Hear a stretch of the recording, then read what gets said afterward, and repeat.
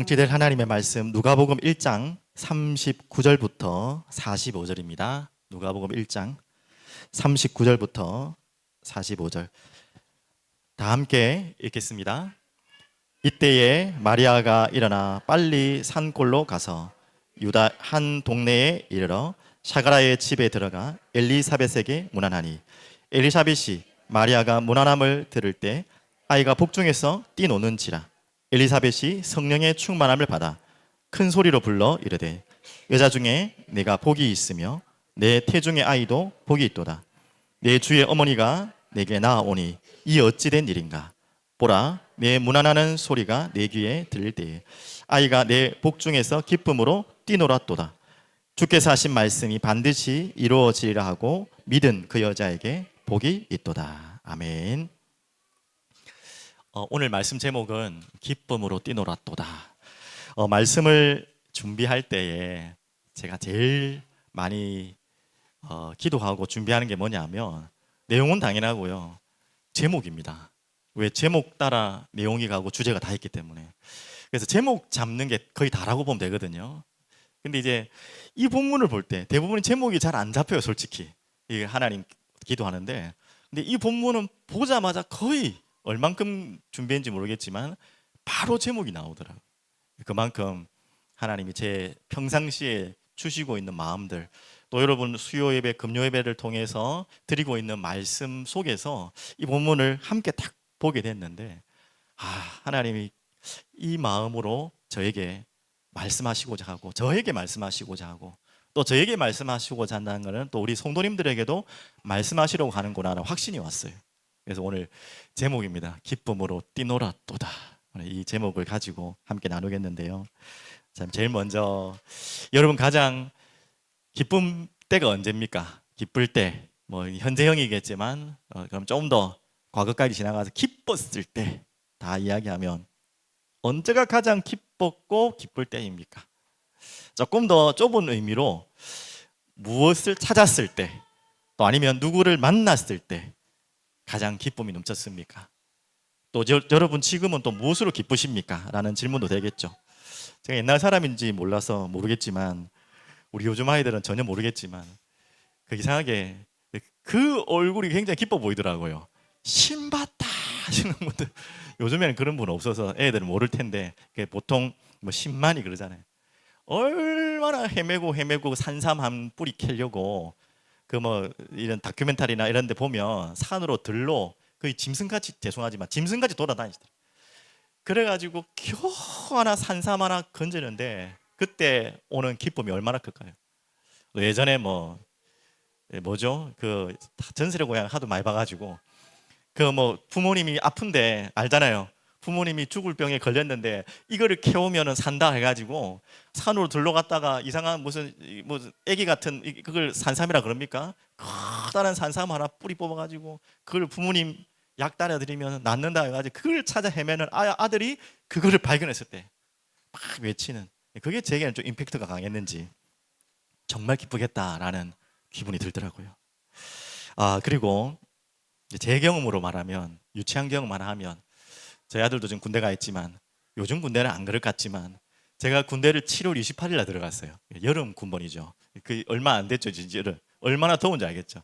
들어가자마자 훈련소인데 훈련소에서 땀을 많이 흘리잖아요, 당연히. 그런데 제일 답답한 게 뭐냐, 시원한 물을 안 주는 거예요. 몰라 우리 부대만 그런지 모르겠지만 뜨뜻한 물을요, 이 말통 같은 데 있잖아, 떠가지고 훈련소에 들고 가서 그거를 목마를 때 주는 거예요. 거기까지도 괜찮아. 그러다 소금을 살짝 타줘. 소금을 같이 먹도록. 뭐한 줄 알겠죠? 이 너무 훈련하고 땀 흘리는데 찬물을 마셔버리면 탈이 나니까 미지근한 물, 먹기 싫은 물 하물며 거기다가 땀을 많이 흘리니까 소금을, 저희 부대만 그랬나 보네요, 다들. 얼마나 그게 어쩔 수 없이 먹는 건데, 그랬는데 당연히 저는 그때 믿었기 때문에 교회를 가잖아요. 교회를 갔는데 뭘 주신지 아시잖아요. 시원한 콜라와 이 초코파이를 주는데요, 사람 환장하게. 남자분들은 체험하십니다. 단 거 원래 좋아했지만, 원래 군대 가면 단 게 더 땡기잖아요. 많은 이제 긴장을 하고 스트레스 받으니까 단 게 더 땡기는데 미지근한 물 먹다, 그때 여름 있잖아, 제가 여름에 얼마나 또 시원한 콜라를 주는지요. 야, 이 콜라가 이 큰 거를 주는데 그냥 진짜 그 가스 많이 차는 한 모금에 다 넘겨. 전부 다 그래. 쉬지도 않고 한 모금에 다 넘겨버려. 얼마나 맛있던지. 솔직히 예배보다 그게 더 잠시 기쁘더라고. 잠시. 제가 뭐 예배는 당연히 더 기뻤지만 그런 것처럼 이런 목마른 사슴이 시냇물을 찾는 그 심정으로 찾다가 시냇물을 찾을 때의 기쁨, 만남 이해하시겠죠? 뭐 그 외에도 사랑하는 아내를, 남편을 만났을 때, 또 자녀가 태어났을 때 그 기쁨은 우리가 말할 수 없는 기쁨이죠. 그 가운데서 오래전에 본 이 영상인가요? 뉴스네요. 중국의 이야기인데요. 이 중국에 어릴 때 아기를 잊어버린 아버지가 나타나더라고요. 여러분도 아마 보신 기억이 났을 거예요. 애를 잊어버렸어요. 진짜 행방불명이 된 거예요. 이 아이를 찾으려고 자기 업을 다 팽개치고 오토바이를 하나 사가지고, 차인지 오토바이인지 모르겠어요. 하여튼 오토바이를 산 것 같아요. 오토바이에다 뒤에다가 뭘 달았냐면 자기 아들 뭐 이거 있잖아요. 뭐 이름 뭐 언제 잊어버렸다, 사진 뭐 이런 걸 붙여가지고, 중국이 얼마나 큽니까? 말 그대로 중국을 뭐 온 사사 뒤지, 자기 아들 잊어버린 그곳부터 찾았겠죠. 온 사사 뒤지는 거예요. 그래서 정확한 기억 안 나는데 십수년을 그렇게 달린 거예요. 오토바이 수 개를 팔았겠죠. 폐차했겠죠. 그렇게 찾았는데 십수년 만에 찾았을까 안 찾았을까요? 찾았어요. 와, 그걸 이제 만나는 장면을 나오는데 이 아버지도 대단해요. 자기 업을 다 안 하고 그걸 도달할 만큼. 그래서 결국 아들을 찾는데 아들이 이제 어릴 때만 잊어버렸는데 다 컸어. 거의 이제 청년이 된 거예요. 그걸 만나고 껴안고 우는데, 와, 남의 일이지만 그것도 우리나라 일도 아니고 중국 일인데 저도 눈물이 펑펑 나더라고요. 얼마나. 우리나라에도 다른 이야기 좀 비슷한 일이 있었어. 어떤 아이를 잊어버렸는데 그 아이가 어떻게 됐는지 입양이 된 거예요. 당연하죠. 고아 가서 입양을 갔는데 그것도 이제 다 큰 장년이 되어서 20살이 넘어서 찾은 거예요. 찾아서 이 어머니와 또 뭐 가족들이 이제 뭐 이게 영상으로, 이제 그때 막 코로나 시대인지 모르겠는데 하여튼 영상으로 막 만나는 장면이 나와요. 제일 먼저 이 어머니가 하는 말이 뭐냐, 이 아이의 심정에는 이 입양을 갔으니까 입양 간 사람 거의 99%는 버림받았다 생각하잖아요. 우리 어머님이, 우리 부모님이 날 버렸기 때문에 여기 왔다고 생각할 거 아니에요. 그러니까 이제 근데 그 아이는 특별하게 버림받은 게 아니라 진짜 잊어버린 거예요. 그래서 찾아온 거예요. 그래서 이 영상으로 막 통화를 하는데요, 이 엄마가, 아버지가 제일 먼저 하는 말이 뭐냐, 야, 내 너 버린 거 아니야, 버린 거 아니야. 그 말부터 하더라고요. 왜? 버렸다고 생각하니까. 그게 얼마나 상심하고 상처받아요. 절대 버린 거 아니야, 잊어버린 거야. 그러면서 막 눈물로 자신의 그 간절함을 그 어머니와 아이, 여자아이 같은데요, 만나는 장면들을 보게 됩니다. 참 말로 할 수 없는 기쁨이고 그 순간을 영원히 잊지 못하겠죠. 또 그 순간을 위해서 얼마나 많은 것을 희생하고 헌신했겠습니까? 맞죠? 그런 생각들이 많이 찾아옵니다.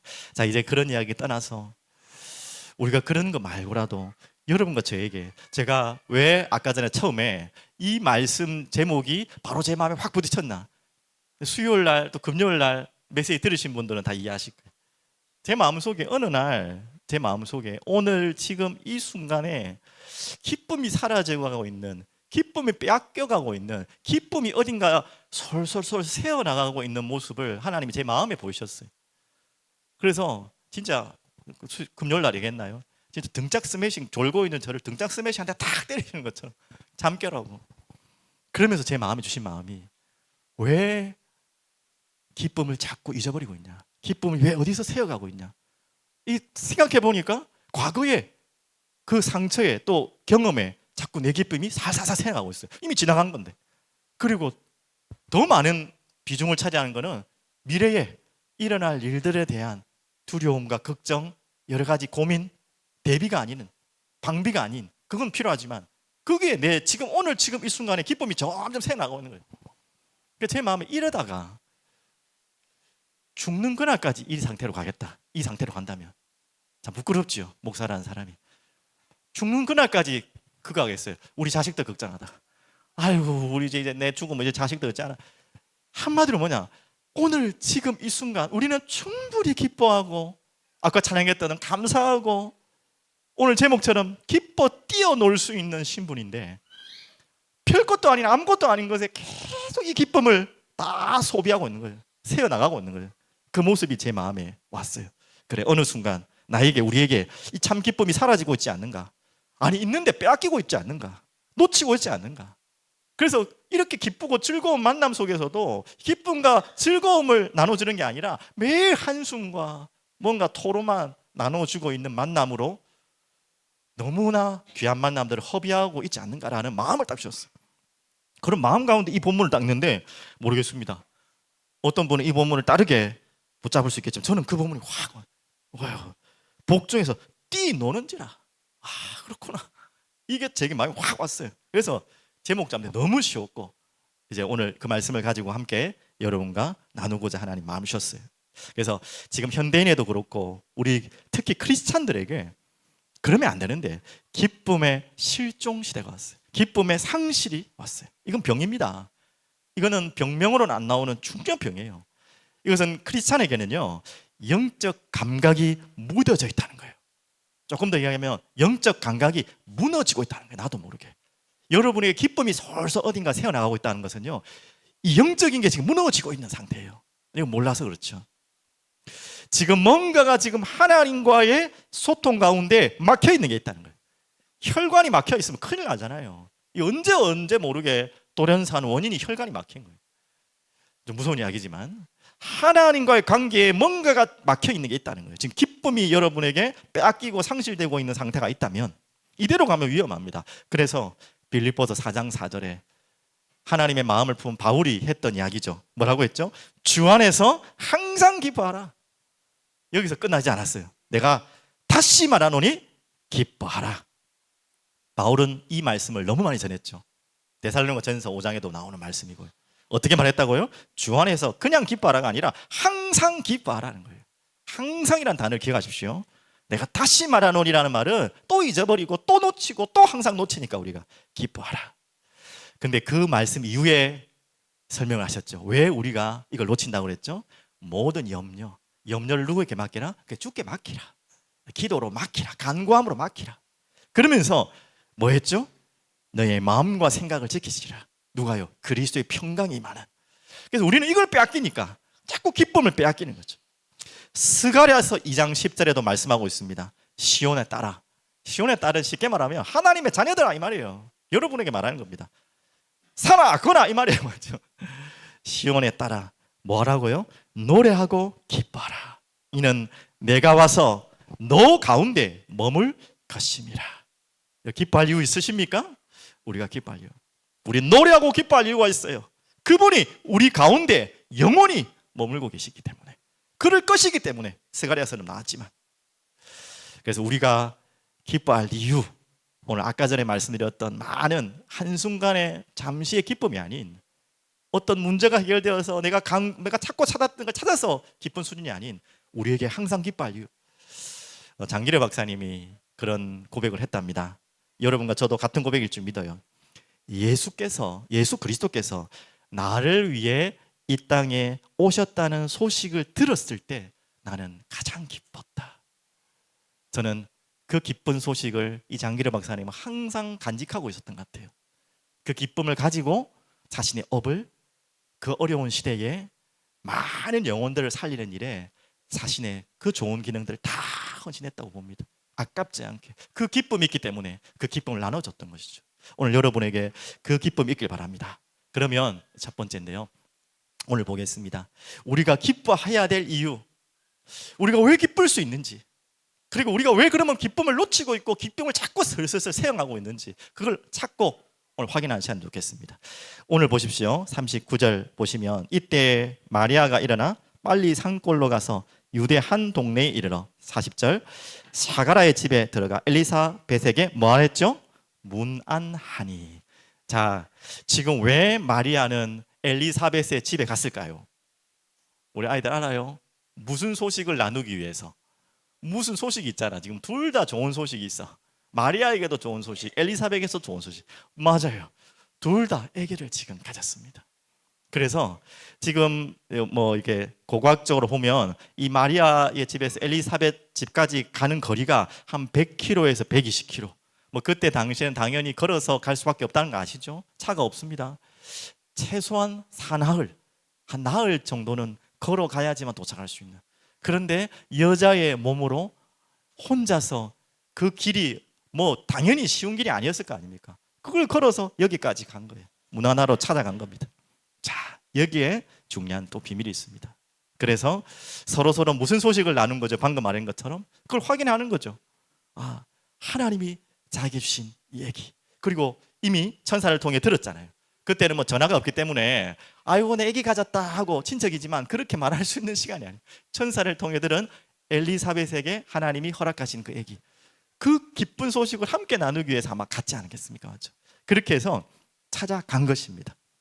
자, 이 부분을 통해서 우리가 먼저 확인할 것이 뭐냐면, 자 보십시오. 아무리 마리아가 손 아래 사람이겠지만 지금 진짜 찾아가야 될 사람은 엘리사벳이 누구를 찾아가야 돼요? 마리아를 찾아가야 되는 겁니다. 왜? 뱃속에 아기의 수준이 다르잖아요. 좀 말이 좀 이상하지만 세례 요한이 예수님을 찾아가야지, 예수님이 지금 세례 요한을 찾아온 격이 돼버렸잖아요. 맞죠? 그렇지만 우리가 이 소식을 통해서 우리가 항상 기억해야 될 것, 우리가 항상 기뻐해야 될 이유, 기뻐할 수 있는 이유, 기뻐할 수밖에 없는 이유가 뭐냐면, 이렇게 하나님은 여러분을 찾아오셨습니다. 우리가 찾아가도 부족할 판에 하나님이 여러분과 저희들을 찾아오셨어요. 그걸 다른 말로, 쉬운 말로 뭐라고 하신지 아세요? 은혜라고 합니다. 우리는 절대 찾아갈 수 없는 상태, 은혜 없이는 믿을 수 없고 알 수 없는 상태, 그로 인해서 찾아온 우리에게 또 하나 선물이 있죠. 은혜로 인한 믿음이죠. 이게 전체가 다 선물이에요. 믿음 또한 은혜를 통해서 우리에게 주신 거예요. 은혜와 믿음으로 우리에게 허락하시고 찾아오셨어요. 우리가 항상 기뻐할 이유, 기뻐할 수밖에 없는 이유, 이게 바로 복이죠. 예수 그리스도께서 마리아에게 찾아오신 것처럼, 아니, 이 예수 그리스도께서 마리아를 통해 우리에게 찾아오신 것처럼 하나님이 우리를 찾아오셨습니다. 우리에게, 나에게 찾아오셨어요. 그 고백이 바로 마태복음 16장 고백 이후에 예수님의 답입니다. 주는 그리스도시요 살아계신 하나님의 아들이십니다. 베드로가 고백한 것 같죠? 여러분이 고백한 것 같죠? 예수님을 주로 그리스도로. 그런데 그게 아니라고 예수님은 그 뒤에 구절에 바로 말씀하고 있어요. 바요나 시몬아, 뭐가 했다고요? 네가 똑똑하구나 라고 안 했어요. 야, 네가 어떻게 알았냐 라고 안 했어요. 바요나 시몬아, 뭐가 했다고요? 네가 복이 있다. 오늘 그 이야기예요. 마리아야, 네가 복이 있구나. 오늘 여러분 이 자리에 앉아 있을 수 있는 분은요, 어떤 경위로 이 자리에 앉아 계신지는 저는 모르겠어요. 엄마 따라 아빠 따라온 아무것도 모르는 아이들도 있고요, 또 어떻게 해서 부모 때부터 믿어서 이 자리에 앉아 계신 분도 있고, 또 내가 자발적으로 이 자리에 오신 분도 있고, 그것은 다 다를지 몰라도 동일합니다. 하나님이, 예수님이 여러분을 찾아오셨어요. 그래서 여러분이 고백할 수 있는 것입니다. 그 예수님이 나의 주인이십니다. 그분이 나의 그리스도이십니다. 바요나 시모나, 이것은 네가 복을 받은 것이다. 이것은 네게 알게 한 것은 네가 안 것이 아니라 하늘에 계신 내 아버지시다. 혈과 육이 아니다 라고 분명히 말씀한 것처럼 그렇게 여러분을 찾아오셨어요. 자, 한번 중요한 성경 구절 한 구절만 더 보겠습니다. 히브리서 2장 9절 뒷부분만 한번 볼게요. 한번 같이 읽어볼까요? 곧 죽음의 고난 받으심으로 말미암아 영광과 존귀로 관을 쓰신 예수를 보니 이를 행하심은 하나님의 은혜로 말미암아 모든 사람을 위하여 죽음을 맛보려 하심이라. 저는 이 마지막 단어가 너무 마음이 찡한 단어예요. 죽음을 맛보려 하심이라. 여러분, 무슨 맛을 볼 게 없어서 죽음 맛을 보러 오십니까? 제가 자주 말씀드리지만 말이 안 되는 것 같지만 말이 되는 이야기입니다. 하나님이 못 하시는 게 있다니까요. 결국은 하시는 일이지만 하나님이 하실 필요가 없는, 할 이유가 없는 일이 있어요. 할 이유도 없고 할 수도 없는 일이 있어요. 그게 뭔지 아세요? 예, 저거예요. 죽음입니다. 죽을 수가 없는 분이세요. 영원하신 분이세요. 창조주세요. 그런데 왜 죽음을 맛보려고 하실까요? 죽음이 보통 일입니까? 그 죽기까지 과정이 보통 과정이에요. 죽음이 보통 일이 아니잖아요. 누구를 위해서? 죽을 수 없는 하나님이 죽기 위해 사람으로 오신 거예요. 그래야지만 우리를 구원하실 수 있기 때문에, 그래야지만 우리의 죽음을 해결할 수 있기 때문에, 그래야지만 우리가 죽을 수밖에 없는 이 더러운 추악한 죄를 씻을 수 있기 때문에, 씻길 수 있기 때문에 예수님이 그냥 찾아오신 게 아니라 죽음을 맛보시려고 찾아오셨어요. 표현이 너무 완곡하고 부드러운 표현이지만 죽기 위해 오신 이름. 그래서 저번 주에 봤죠? 그 이름을 뭐라고 하나님이 지으셨죠? 예수라고 지었어요. 그 이름의 뜻이 뭐라고요? 자기 백성, 저들의 죄에서 구원할 자. 너무 고상하게 표현했는데 그냥 속된 말로 직선적으로 뭐라고요? 저들을 위해, 저 죄인들을 위해 죽으러 올 자라는 말이에요. 다른 자를 위해, 의를 위해가 아니라, 착하고 바른 자를 위해가 아니라 저 죄인들을 위해 죽으러 올 자, 죽을 자, 죽기 위해 태어날 자. 그게 예수라는 이름입니다. 저 맛이 죽음의 맛을 보려고 완전하신 하나님이셔야 되고 완전하신 사람이었지만 우리와 하나님의 그 관계를 회복할 수 있는 유일한 중보자이시기 때문입니다. 유일한 구원자이시기 때문입니다. 이렇게 예수님이 찾아오신 것입니다. 이게 바로 은혜 중에 은혜고 그 은혜로 인해서 우리가 뭐 했죠? 그분을 믿음으로 고백하게 되었어요. 이게 기쁠 이유 아니십니까? 우리가 항상 기뻐할 이유 아닙니까? 무슨 순간에도 기뻐할 수밖에 없는 이유 아닙니까? 자, 그러면 두 번째, 그 은혜로 믿음으로 인해서 또 우리가 기뻐할 이유. 이 기쁨은 세상에서 올 수 있는 기쁨이 아니에요. 세상에서 주는 한 번 오는 짜릿짜릿한 쾌락의 기쁨이 아니에요. 방금 말했듯이 하나님의 믿음을, 은혜를 통해서 믿음으로 우리에게 찾아오신, 그래서 오는 성령 충만의 기쁨입니다. 오늘 그 기쁨을 여러분에게 하나님이 허락하셨어요. 여러분 그걸 누리시길 바랍니다. 15절에 한번 보시면요, 이렇게 나오죠. 바로 1장 15절, 누가복음 1장입니다. 이는 그가 주 앞에 큰 자가 되며 포도주나 독한 술을 마시지 아니하며 모태로부터 성령 충만함을 받아. 바로 누굴 이야기하는 거죠? 세리요한을 말하는 거죠. 41절도 보십시오. 오늘 본문이죠. 엘리사벳이 마리아가 문안함을 들음에 아이가, 같은 이야기죠, 복중에서 뛰노는지라. 엘리사벳이 성령의 충만함을 받아. 분명히 나와있죠. 이 은혜와 믿음을 통해 하나님이 우리에게 허락하시는 게 뭐냐면 성령 충만이에요. 반드시 은혜와 믿음 속에서 따라오는 성령 충만입니다. 여러분이 항상 이 성령 충만 구하시잖아요. 그 기도를 구하시잖아요. 은혜와 믿음 속에 있으면 반드시 따라오는 게 성령 충만입니다. 그리고 성령 충만에, 이건 제 표현인지 모르겠지만 저는 성경을 근거로 최고의 결과 중에 결과가 뭔지 아십니까? 기쁨입니다. 성령 충만의 결과, 방언도 할 수 있고요, 예언도 할 수 있겠죠, 병도 치유받을 수 있겠죠, 여러 가지를 할 수 있겠죠. 하지만 성령 충만의 최고의 결과는요, 기쁨입니다. 이거는 말로 할 수 없는, 세상에서 얻을 수 없는 기쁨입니다. 저는 잘 모릅니다. 가장 이 땅의 최고의 쾌락이 마약이라고 그러잖아요. 한번 딱 접해버리면 빠져나오지 못한다고 하잖아요. 우연히 알고리즘에 떠가지고 그 남경필 지사 아시잖아요. 그 아들이 마약 때문에 많은 고생을 지금도 하고 있잖아요. 그리고 또 두 분의 여자분이 나오는데 한 분은 마약 한 아들을 둔 어머니가 나왔고, 한 명은 여자분인데 자신이 대학생 때인가요? 어떻게 해서 호주에서 마약을 접했다가 이제 회복되어서 나온 세 분이 나왔더라고요. 참 감사하게 다 믿음의 사람들이에요. 그래서 이 조직을 만들었어요. 은고라고. 은구. 참 이름이 중요하죠. 은혜를 구하다. 은혜가 아니면 불가능하다. 그래서 이 세 분이 조직을 만들어서 이제 무슨 법인을 만들어 가지고 마약 퇴치 운동, 또 예방 운동에 하나 되는 그런 간증들을 이 기독교 이게 간증 프로에 나와서 듣는데 얼마나 그들의 간증도 듣고 그 자녀의 간증을 했는데 눈물이 나는지 몰라요. 근데 이 무시무시한 쾌락이요, 한 번 붙잡혀 버리면 못 나오는 거예요. 근데 그것은 진짜 말 그대로 쾌락이지 영원한 기쁨이 아닙니다. 그것 때문에 인생이 완전히 망가지고요.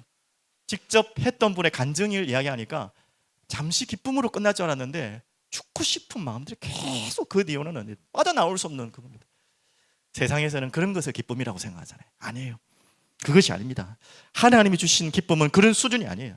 성령 충만은요, 그런 것이 아닙니다. 자, 보십시오. 오늘 그 이야기를 하고 있습니다. 67절에도 말씀하고 있죠. 이 사가랴죠. 그 붙인 사가랴가 성령의 충만을 받아 예언하여 이르되, 분명히 나왔죠. 은혜와 믿음 속에 하나님의 자녀가 구할 때 반드시 찾아오는 것이 성령이고요, 또 성령 충만입니다. 바로 주님을 만날 때 오는 기쁨이죠. 그래서 다시 42절을 보시면요, 41절을 보면요, 그 문안을 들음에 아이가 복중에서 뛰노는지라. 엘리사벳이 성령의 충만을 받아 엘리사벳도 성령 충만하고 또 사가랴도 성령 충만하고 그 뱃속에 있는 세례 요한도 성령 충만하니까 어떤 마음이 온다고요? 제가 말했죠. 기뻐서 뛰노는 거예요. 진짜 그리스도를 만나고 그리스도의 은혜를 간구하고 그 속에서 믿음을 고백하고 성령의 충만함을 누리면 우리에게 찾아오는 것은 세상의 그 어떤 쾌락과도 비교할 수 없는 기쁨의 성령 충만이 오는 것입니다. 그래서 많은 분들이 간증하더라고요. 어떻게 그 끊을 수 없는 그 중독에서 마약에서 이겨냈냐? 다른 답이 없어요. 은혜를 구하다 말 그대로 은혜를 구해서 오시는 성령의 기쁨이 사로잡아 버리면, 그것이 완전히 휘잡아 버리면 우리가 해결할 수 없는 그 부분도 충분히 이길 수 있는 것이죠. 맞죠? 아니, 그 답 외에는 답이 없어요. 오늘 여러분에게 하나님이 주시려고 하는 그 기쁨은 그런 기쁨입니다. 성령의 충만함. 근데 참고하시면 아시다시피 그 어머니의 귀에 들려왔던 소식이 또 아이의 복중에서 기쁨으로 뛰놀았도다 했죠.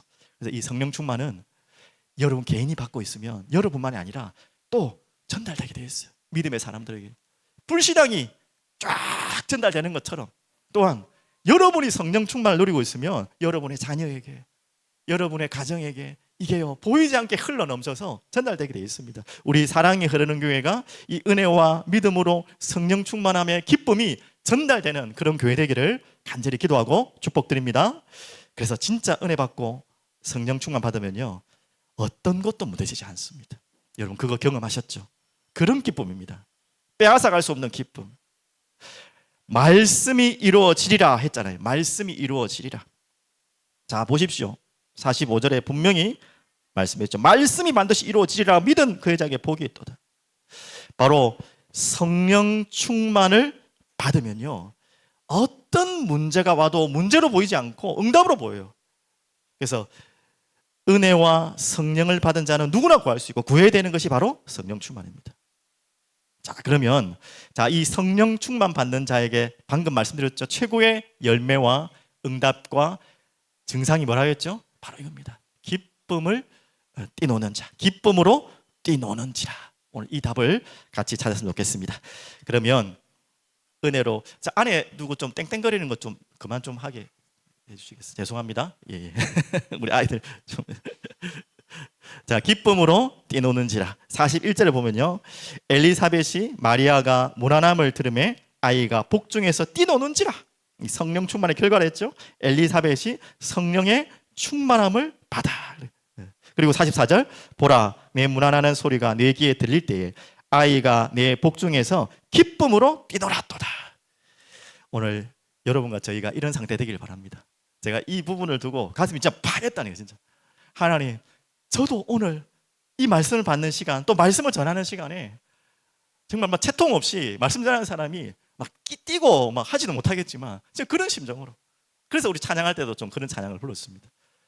정말로 예수 그리스도를 만난 기쁨, 예수 그리스도를 믿음으로 해서 오신 성령의 충만한 기쁨을 하나님 제 입술을 통해 어떻게 하든지 정말 기뻐 뛰면서 말씀 전하는 사람 되게 달라고 그런 마음으로 이 자리에 섰습니다.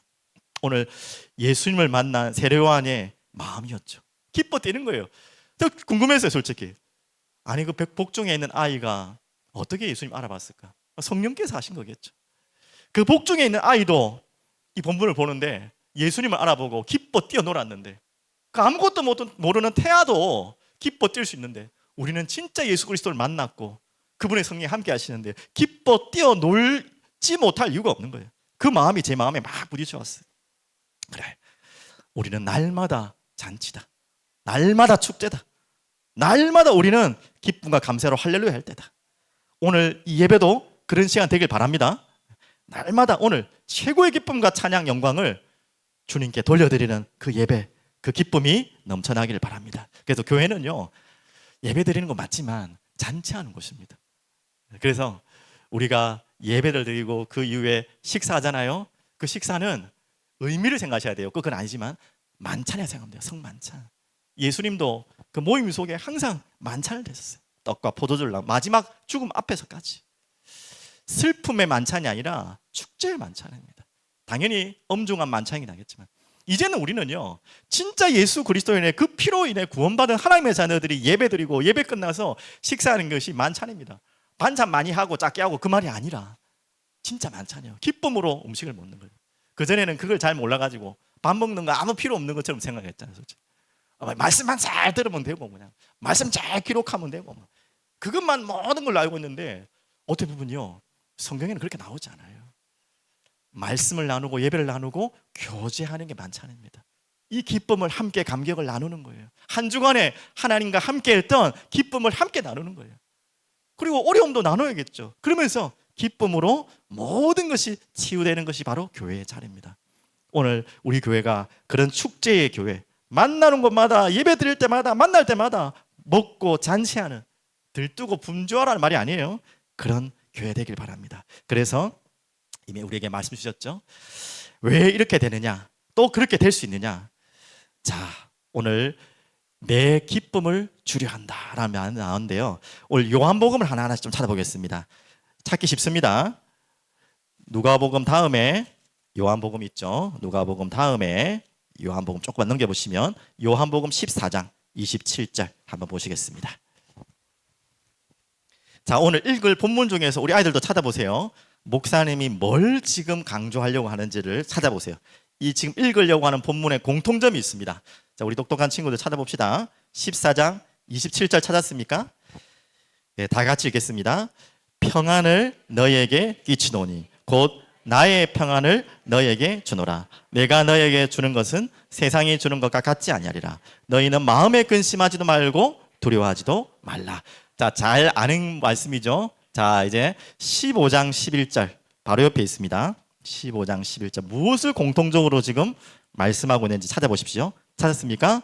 내가 이것을 너희에게 이름은 내 기쁨이 너희 안에 있어 너희 기쁨을 충만하게 하려 함이라. 비슷한데 뭔가 조금 다른 게 있죠. 자, 한 구절만 더 봅니다. 17장 13절 찾았습니까? 17장 13절. 자, 다 같이 읽겠습니다. 지금 내가 아버지께로 가오니 내가 세상에서 이 말씀을 하옵는 것은 그들로 내 기쁨을 그들 안에 충만히 가지게 하려 함이니이다. 자, 여기까지. 자, 이제 문제 드렸습니다. 어른들도 괜찮습니다. 이건 아이들은 못 맞출 것 같아요. 공통적인 요소가 있어요. 뭐겠습니까? 이게 좀 뭐 주겠다는 거죠. 여러분에게 평안도 주시고 기쁨을 주시겠다.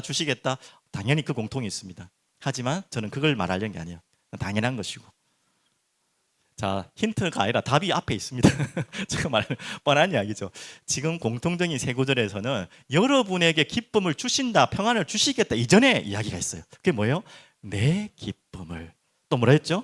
내 평안을 너에게 주겠다. 이해가 되셨습니까? 여러분, 진짜 기쁜 이유는 뭐냐면 진짜 최고로 기뻐하고 평안하신 분이 여러분 안에 계셔서 그런 거예요. 평안이 없는, 기쁨이 없는 분이 여러분에게 기쁨을 주시고 평안을 주신 분이 아니라 영원한 기쁨으로, 영원한 평안으로 계시는 그분이 여러분과 함께 계시고 그분이 여러분에게 주겠다는 거예요. 여러분 반드시 기억하십시오. 여러분이 기쁠 수 있는 이유, 평안할 수 있는 이유는 여러분 안에 계신 그분이 항상 기뻐하시고 평안하시고 말할 수 없는 기쁨으로 넘치시는 분이세요. 그래서 여러분에게 주시겠다는 거예요. 이걸 주겠다, 이걸 받아라, 이걸 너에게 주고 싶다, 그런 것입니다. 그래서 우리는 요한복음 16장 24절 바로 옆에 있죠. 보시면 지금까지는 너희가 내 이름으로 아무것도 구하지 아니하였으나 구하라, 그리하면 받으리니 너희의 기쁨을 충만하리라. 영원한 목마르지 않는, 마르지 않는 기쁨과 평안을 가지고 계신 그분이 너희와 함께 계시고 주겠다는 거예요. 근데 여러분이 뭐 할 때 주신다고요? 여러분 구하라는 거예요.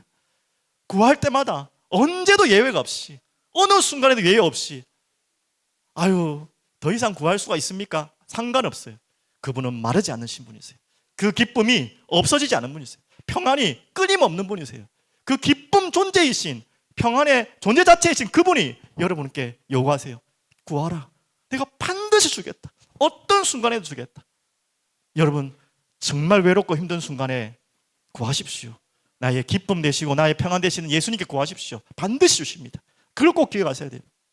그래서 우리는 그 속에서 이거 할 수 있는 거예요. 뭐 한다고요? 네. 뛰노라토다. 자, 우리 아이들은 이제 예배 끝나고 밥 먹고 나면 제일 좋은 시간이죠. 네. 올라가가지고 이제 진짜 뛰노는 시간이죠. 피구하고 막 그것도 뛰는 것입니다. 이제 그 뛰는 것도 여러분 마음껏 재밌게 뛰놀 때 그리스도 안에서 뛰노세요. 우리 아이들 알겠죠? 공을 던질 때도 친구들하고 놀 때도 그리스도께서 주신 기쁨과 평안으로 마음껏 뛰노세요. 알겠죠? 그것도 예배의 하나입니다. 알겠죠? 여러분 꼭 기억하십시오. 그래서 즐겁게 마음껏 뛰노세요. 하지만 꼭 기억하십시오. 여러분 그 기쁨뿐만 아니라 우리 안에 기쁨 뛰노는 게 있어요. 그게 뭡니까? 바로 예배입니다. 우리가 찬양할 때 기뻐할 이유가 그거죠. 언제든지 기도할 때 뛰어놀 수 있는 이유입니다.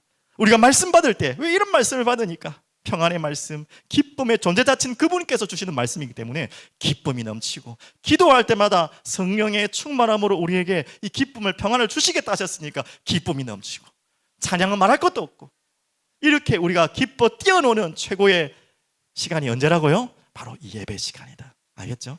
이 예배 자리뿐만 아니라 여러분의 학교에서도 그렇게 예배 드리시면 돼요.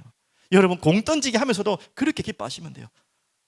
이게 한 명을 피고해가지고 내 힘센 공으로 맞아서 기뻐하지 마시고, 그것도 기쁘지만, 잘 피했다고 기뻐하지 말고, 그것도 기쁘지만, 이것과 함께 하나님이 나와 함께 하신 것 때문에 우리 아이들 기뻐하고 노시기 바랍니다. 그게 바로 예배가 될 수 있다는 거예요. 또 한 가지, 이건 너무나 잘 아는 이야기고 한 가지 더 이야기를 해요. 오늘 중요한 주제인데요, 바로 전도입니다. 전도. 여러분 전도는 뭐라고 생각하십니까? 전도하면 기쁘십니까? 부담이 되십니까? 전도하면 뭔가 해야 될 의무 같습니까? 하고 싶은 내 마음에 간절한 겁니까? 애매하시죠? 지금 두 가지 다 걸쳐 있죠, 맞죠? 저도 다 그래요. 오늘 여러분에게 전도라는 단어를, 좀 어려운 단어인데 두 단어로 설명합니다. 왜? 이것 또한 하나님 앞에 뛰노는 일이기 때문에. 자, 잘 한번 적어 보십시오. 전도라는 원어의 두 가지 깊은 의미를 설명드릴 첫 번째 의미는요, 유앙겔리조마이. 저도 잘 모르지만요, 유앙겔리조마이, 이것은 무슨 의미의 전도냐면 기쁜 소식을 전한다는 의미의 전도의 의미입니다. 기쁜 소식. 다 아시잖아요. 예수님이 오셨다. 우리를 위해 죽기 위해 이 땅에 오셨다. 그분이 십자가에 나를 위해 피 흘려 죽으시고 살아나셨다. 이 기쁜 소식을 전하는 것이 전도입니다. 그 유앙겔리조마이, 좋은 소식을 전하는 설교도 그런 의미가 될 수 있겠죠. 저는 유앙겔리조마이를 전하는 설교자로 서고 싶습니다. 여러분도 설교자가 아니더라도 전도자로 서시길 바랍니다. 두 번째 단어 하나 드릴게요. 케루소. 또 어려운 단어죠. 케루소. 또 원어인데요, 바로 전달하는 연설의 의미인데 다른 의미예요. 기쁜 소식과 함께 왕의 권위를 가지고 전달하는 소식을 말하는 것입니다. 그 의미가 바로 케루소. 그러니까 전도는 두 가지예요. 하나님 내게 주신 이 기쁜 소식을 전파하는 유앙겔리조마이라는 뜻도 있지만, 케루소, 왕의 어마어마한 권위를 위임받은 그 말을 선포하는 것이 바로 전도입니다. 여러분 여기에 여러분이 쓰임받았다는 것, 이 기쁨을 누릴 수 있다는 것. 자, 오늘 이 세례요한이 했던 제일 첫 번째 사역이 뭔지 아세요? 뭔지 아세요? 세례요한 첫 번째 사역. 자, 뭐 할까요? 제일 첫 번째 사역, 세례요한. 맞아. 세례 주고 사람들을 회개하라고 복음 전파하고, 그것보다 더 이전에 사역이 있어요. 오늘 본문에 힌트가 있습니다. 오늘 제목에 답이 있습니다. 뭔지 알겠죠? 세례요한의 첫 번째 전도 사역은 뭐냐? 바로 이겁니다. 기뻐 뛰어노는 것입니다. 벌써 세례요한은요, 뱃속의 태중에서부터 예수를 만나가지고 기뻐 뛰어놀았던 거예요. 너무 기뻐서. 그게 바로 전도의 첫 번째 사역입니다. 왜? 세례요한에게는 너무 기쁜 소식을 들었거든요. 저 뱃속에 있는 그가 누구인지 성령께서 깨닫게 하셨겠지만 그것이 너무 기뻤던 거예요. 여러분 전도의 시작은 이것입니다. 여러분 부담이고 해야 되는 것이고 사명 이전에 기뻐 뛰어야 돼요. 이미 예수의 소식을 듣고 예수를 만난 것에 대해서 여러분 기뻐 뛰어놀 수 없다면 여러분은 죄송하지만 아직 전도할 수 있는 사람은 아니에요. 조금만 기다리십시오. 하지 말할 말이 아니고 무슨 말인지 알겠죠? 여러분 예수를 만나는 것이, 그로 인해 기쁜 마음이 전해지는 것이 첫 번째 전도입니다. 이게 세례요한이 했던 첫 번째 사역이요, 전도 사역입니다. 그것만 끝이 아니겠죠. 또 한 가지죠. 아까 말했지, 왕의 권위를 가지고 전달하는 것입니다. 단순한 왕의 권위를 말하는 게 아니라, 자, 예를 듭니다. 지금 어떤 사람이 사형 집행에 딱 당하게 됐어요. 여러분 뭐 아시잖아요. 그런 사극들 많이 봤죠. 이제 사약을 마시든 뭐든 칼로 목을 베든 그런 상황에 지금 놓여 있는데 갑자기 왕이 명령을 바꿨어요. 이거 잘못됐다 뭐 이런 거 있잖아요. 그래가지고 빨리 파송해라, 파병해라 해가지고 지금 왕의 권위를 가지고 그 왕의 문서라고 합니까? 들고 지금 사형대에 가는 거예요. 어떤 말인지 아시겠죠? 그곳에 갔어요. 그래서 어떻게 하죠? 그 왕의 명령을 전달합니다. 뭐라고 하죠? 저 사람을 죽이지 마라. 죽어야 될 사람이 깜짝 놀라겠죠. 왜요? 무슨 일이에요? 기쁜 소식이지만 일단 놀랄 소식 아닙니까? 이유가 뭔지 아세요? 너를 위해 왕 대신 그분이 왕자님을 대신 죽이기로 했다. 무슨 말인지 아시겠습니까? 소설 쓰고 있네 그러겠습니까? 무슨 어디 정치인이 했던 것처럼 사람들은 그렇게 듣겠죠. 소설 쓰고 있네. 말도 안 되는 소리 하고 있네. 아마 그 듣는 사람은 그럴 거예요. 뭔 말도 안 되는 소리를 하고 있어. 아니, 왕자가 무슨 잘못을 했는데요? 아니, 왕자가 뭔 잘못했길래 내가 지금 사형대에 죽어야 되는데, 이 사람이 억울하게 죽어야 될 사람이 아니에요. 진짜 죽어야 될 사람인데 그런 죽을 죄를 졌는데 갑자기 왕이 마음이 바뀌었어요. 그래서 그 명령을 거두고 너를 대신해서 내 아들을 대신 죽기로 했다. 여러분, 그런 명령을 받았다면 어떻게 하겠습니까? 그게 무슨 소설입니까? 말도 안 되는 소리죠. 그게 성경의 이야기입니다. 우리 아이들하고 꼭 한번 나눠보고 싶은 찬양이자 뮤지컬 같은 찬양이 있어요. 제가 어제 그 노래를 들으면서 메시지 준비하면서 좀 펑펑 울었거든요. 세상에서 가장 귀한 이야기 알죠? 세상에서 가장 귀한 이야기 알죠? 나중에 혹시 우리 주일학교 때 한번 보여주면 좋을 것 같아요. 그 이야기가 바로 지금 제가 말하는 그 이야기입니다. 그 이야기가 바로 결국은 무슨 이야기입니까? 성경에 예수 그리스도를 보낸 이야기입니다. 얼마나 감사합니까? 이것을 전하는 심령의 말이 전도입니다. 게루소. 무슨 말인지 알겠죠? 이 왕의 권위를 가지고 죽어야 될 백성들에게 그 죽음 대신에 네가 살 길이 있다. 그 살 길이 바로 예수 그리스도다. 그것을 전하는 자의 발걸음이 전도의 발걸음입니다. 얼마나 엄중합니까? 기뻐, 뛰어, 감사할 뿐만 아니라 엄중하고도 엄중한 메시지가 전달되는 것이 바로 전도입니다. 그래서 유앙겔리조마이와 게루소가 바로 전도입니다. 여러분, 이렇게 여러분이 기쁨으로 뛰어노는 자리에 여러분을 부르시고 나를 부르신 줄 믿습니다. 그럼 마지막 결론으로, 자, 이제까지 질문이 조금 삐딱한 질문이었어요. 왜 나는 기쁘지 않을까? 내가 어떻게 하면 기쁨을 찾을 수 있을까라는 질문을 했는데, 돌이켜 보면 그것보다 더 중요한 질문이 있어요. 이제 이 기쁨을 여러분 찾았다면 이 질문이 돼야 돼요. 뭐예요? 하나님은 어떻게 하시면 기쁠까? 하나님은 언제 기쁘실까? 우리 날마다 내가 언제 지금 내가 왜 이렇게 힘들까? 내가 하지만 이제 조금 정신 차리고 철을 들면 하나님은 언제 가장 기쁘실까라가 질문이 되겠죠. 같은 말로 돌려볼까요? 참 존경하는 존 바이퍼 목사님이 이렇게 이야기하셨더라고요. 성경에 당연히 나온 이야기죠. 하나님이 가장 기쁘시다는 말은 같은 말이다. 하나님께서 가장 영광 받으신다는 것이다. 하나님을 가장 기쁘시게 한다는 것은 하나님께 최고의 영광을 돌려드리는 것이다. 맞는 말이죠, 맞죠? 자, 그러면 언제 하나님이 가장 기쁘시고 하나님 영광을 받으실까요? 한번 질문해 보겠습니다. 뻔한 대답 한번 해보십시오. 전도할 때, 선교할 때 맞겠죠? 근데 저는 그게 중요하지 않다는 게 아니라 그 이전에 오늘 말씀을 다 정리하신 분들은 이제 기억하셔야 될 거예요. 하나님이 가장 기뻐하시고 영광 받으시는 길은 전도 선교 맞지만 그 이전에 여러분이 이 하나님으로 복음으로 기뻐할 때입니다. 오늘 그겁니다. 그게 시작입니다. 하나님 그걸 기뻐하세요. 그래서 오늘 지금 이 순간, 여러분의 모든 순간이 하나님의 은혜와 믿음으로 인한 성령 충만으로 오늘 제목처럼 기쁨으로 뛰어놀 때 하나님이 영광 받으시는 거예요. 그때 하나님이 가장 기뻐하시는 거예요. 다른 거 이전에 그것을 가지고 전도 선교해야겠죠. 자, 존 바이퍼 목사님의 글에 나온 것입니다. 뒤에 하나님의 기쁨이라는 책을 제가 놔뒀는데 굉장히 좋은 책이에요. 나중에 한번 좀 두껍지만 꼭 시간 내서 사보실 분들은 사보시고 읽어보시면 되는데요. 이런 표현이 있어요. 절대 행복, 절대 기쁨의 주권자를 바라보라. 그게 바로 하나님의 기쁨이다.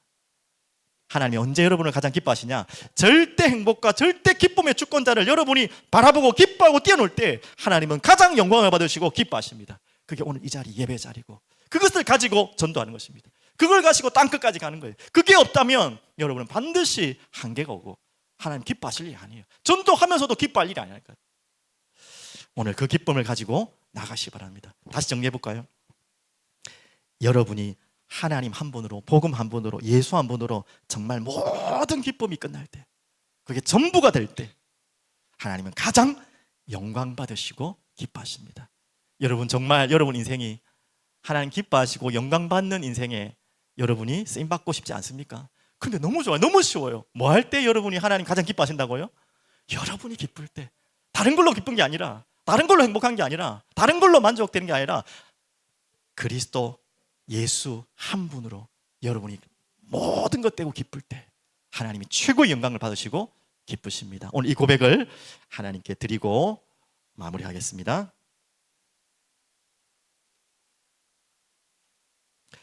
이 고백이 바로 전부라는 찬양의 고백인데요, 이 가사가 방금 나왔던 내용의 고백과 같아서 이 고백으로 마지막 기도의 마음으로 함께 고백했으면 좋겠습니다. 함께 고백하고 기도하고 마무리하겠습니다.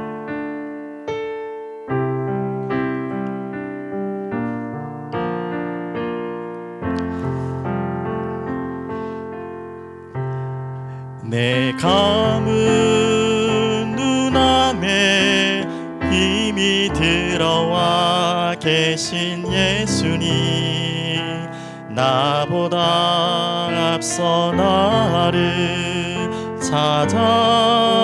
찾아주시네. 내 뻗은 두 손 위로 자비하심을 내어주시니 언제나 먼저 나를 위로하시네. 내 노래 가운데 함께 즐거워하시는 늘 나의 기쁨이 되시네. 수많은 사람 중에 나를 택해 잡으시고 눈물 거두어 빗살 가루 채우시니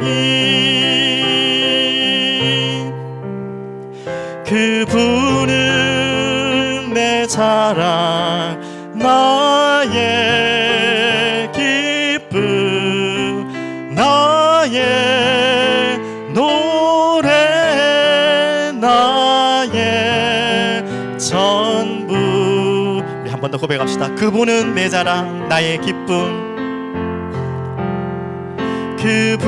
그분은 내 자랑, 나의 기쁨, 나의 노래, 나의 전부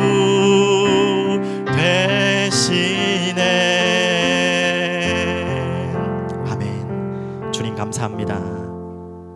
주님이 우리의 전부 되시기를 소원합니다. 나의 기쁨이요, 나의 자랑이요, 나의 모든 것 되심을 고백하며 찬양합니다.